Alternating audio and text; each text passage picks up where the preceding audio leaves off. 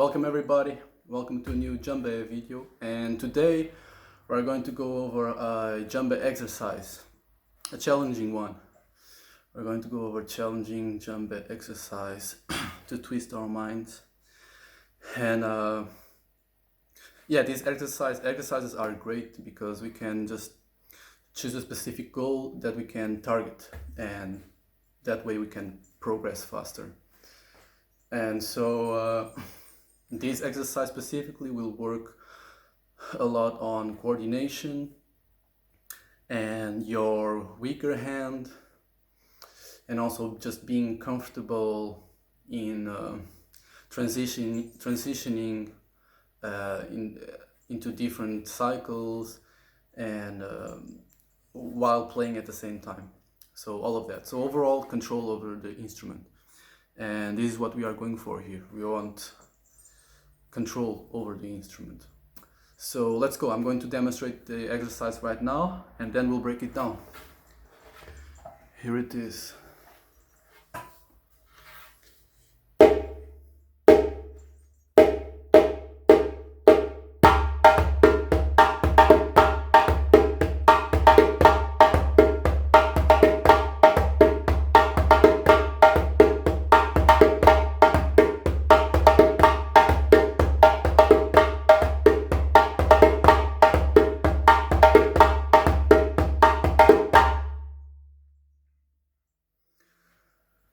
This is an exercise, so hopefully it sounded the same thing for quite a while, and because it should sound always the same thing, but the challenge here, and you will see, it's the transitioning of cycles and the hands and all of that. So let's begin by breaking down just the pattern itself first. So the pattern is this one.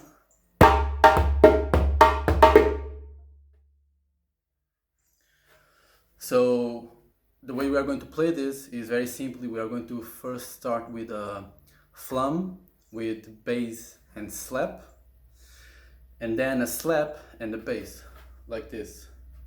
I'll play again.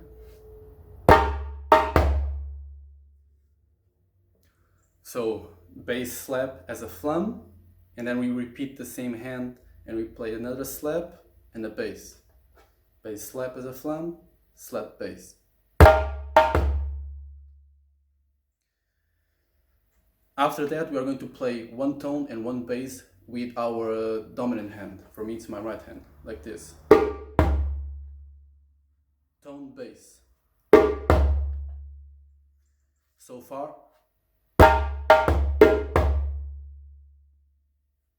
Again. And now we're going to finish by playing one slap, one bass, one slap, and one tone, in that order, starting with our other hand. So slap, bass slap, tone.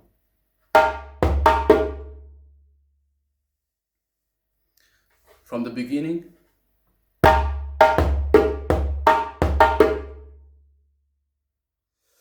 And that's it. This is the whole pattern. And now the only thing we need to do is to loop it. And this is how we will play it. So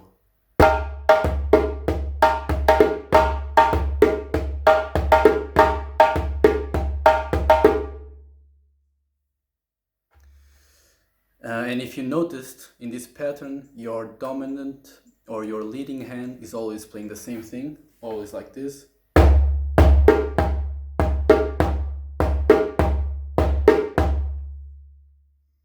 And the other hand is always doing .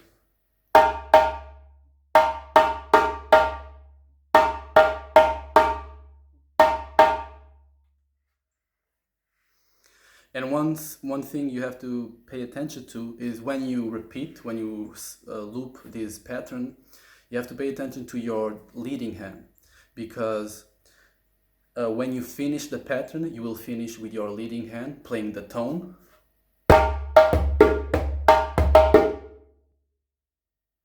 But now, when you are going to loop the pattern, that means that the same hand, you will have to play the same hand again, this time in the bass to play the initial bass slap thumb.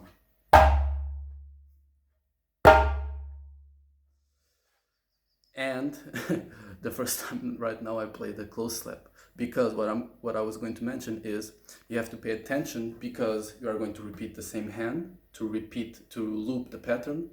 And if you are not mindful of that, what may happen is you are going to play an accidental close slap, just like I did, for example.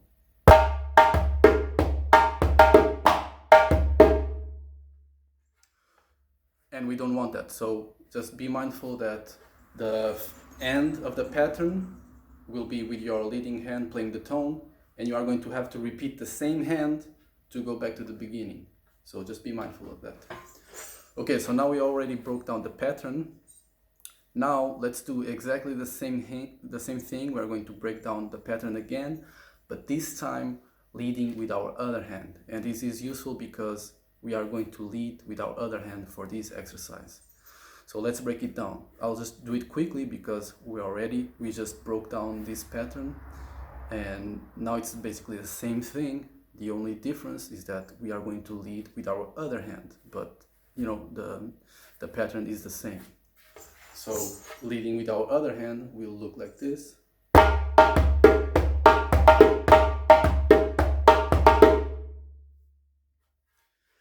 And to break it down very quickly, same thing, thumb with bass and slap, followed by a slap in the bass, just like we already did just now. The only difference now is that we are going to start with our other hand. So, and then followed by a tone and a bass with our other hand this time.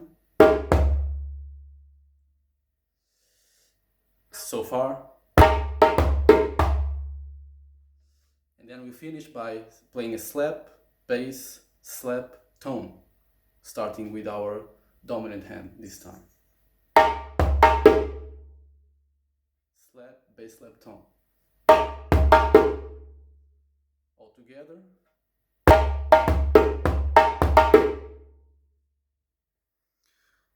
Same thing, we are just changing the hands. This time we are leading with our other hand.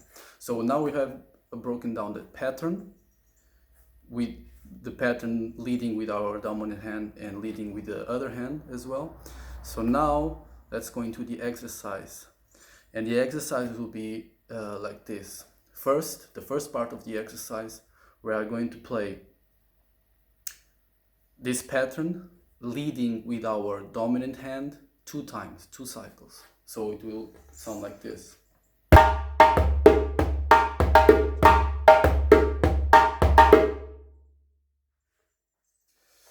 And after the second cycle, now we are going to transition to play the same thing, this time leading with our other hand, 2 cycles as well.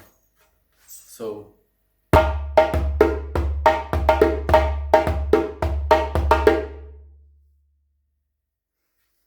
the first part of this exercise will be 2 cycles of the pattern leading with our dominant hand, followed by 2 cycles of the pattern leading with our other hand. So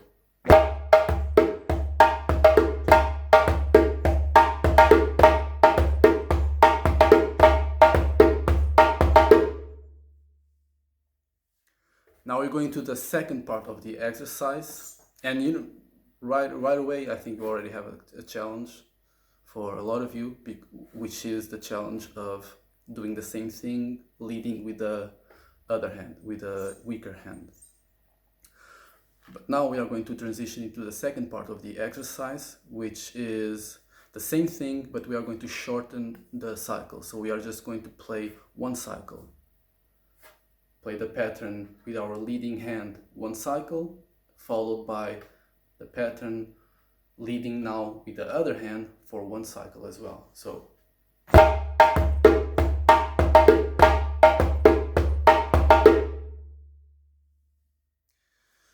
this exercise so far, the first part and the second part, will sound and look like this.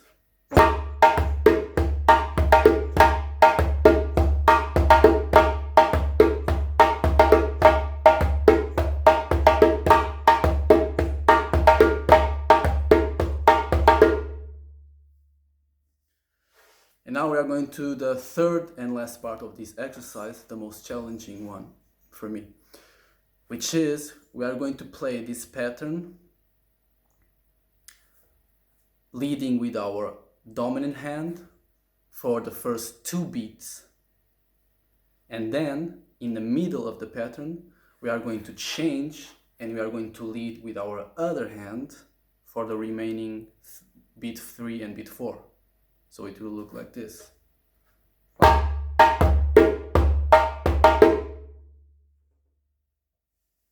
will do it again.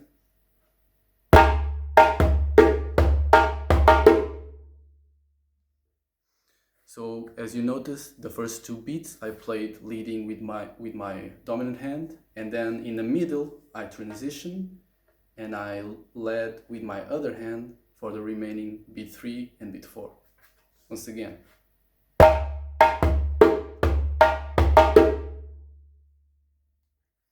So we are going to, in this third part and last part of the exercise, we are going to play this pattern leading with our dominant hand for the first 2 beats, and then in the middle of the pattern we change to our other hand and we play the remaining beat 3 and beat 4, and we will do this 2 times, 2 cycles. So I will play it right now.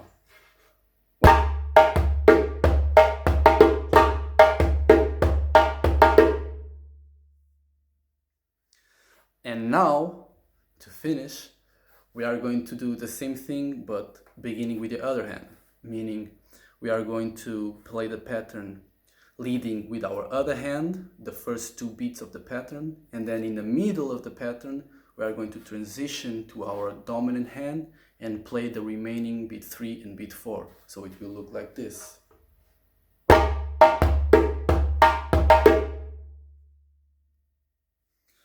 I'll play again.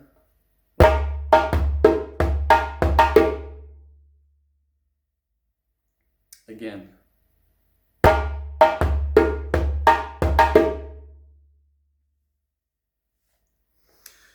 And we will play this the same way, so 2 cycles. So let me recap just the third part of the exercise.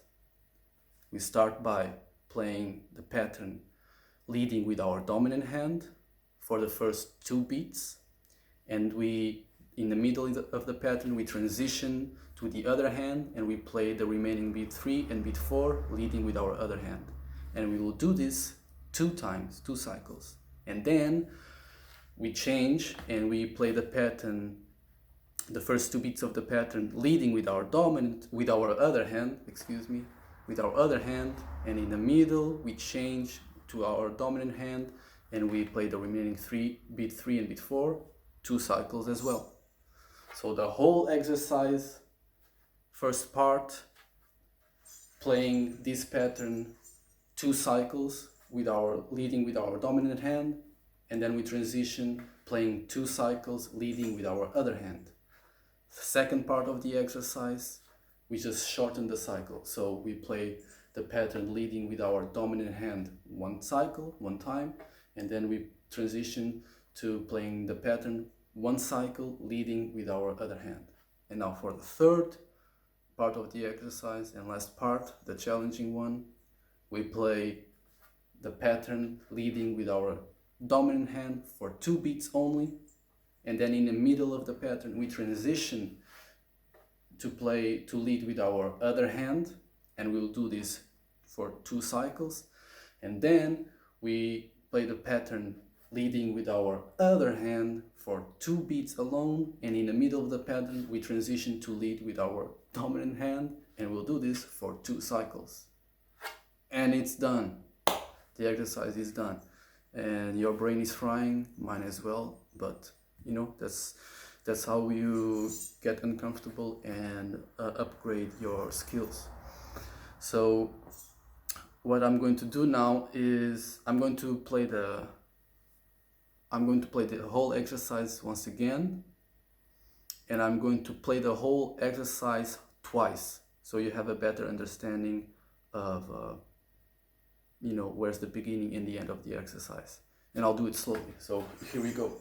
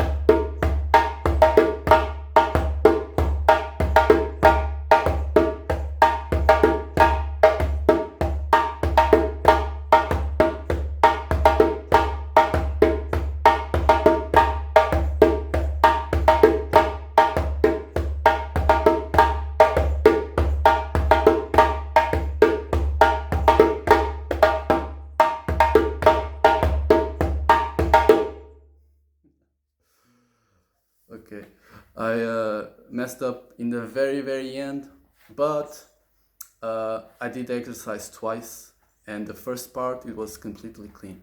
I'm not going to remake this video right now, it's 17 minutes, so it was, you got the point. It was, the explanation was crystal clear, and the demonstration as well, just the last one, not so much, but you got the point, I'm sure. And yeah, there you go, twisting kind of exercise. I know it's confusing. I mean, it's not confusing, I explain everything clearly, but it can be taxing on the brain a little bit. But you know, just repeat, just go through the video again. I'll put the timestamp so you can just easily check what you need, and do this exercise.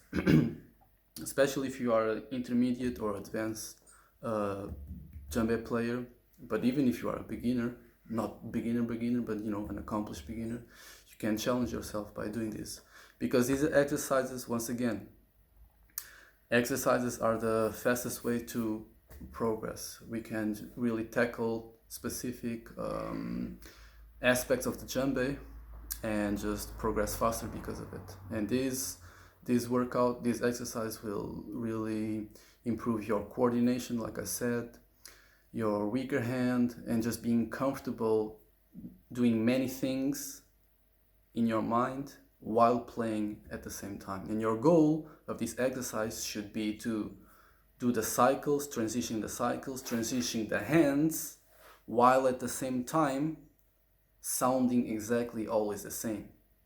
Because the pattern that you are hearing is always the same thing. It's always this.